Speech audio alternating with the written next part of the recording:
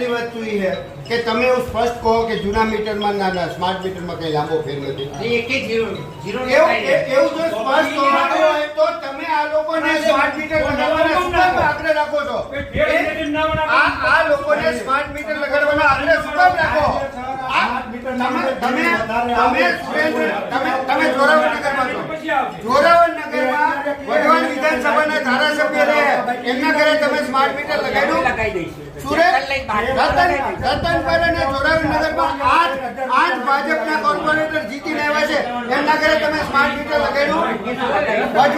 જોરાવરનગરમાં નગરપાલિકાના પૂર્વ પ્રમુખ રહે છે એમના ઘરે તમે મીટર લગાડ્યું? જો આ બધાના ઘરે ન લગાડો ત્યાં સુધી એમના ઘરેથી કાઢી લ્યો. તમને ભાજપના આગેવાનોથી બીક લાગે છે, આ ગરીબ માણસોથી બીક નથી લાગતી એટલે તમે એમના ઘરે સ્માર્ટ મીટર લગાડતા નથી, એમના ઘરે સ્માર્ટ મીટર લગાડી દો.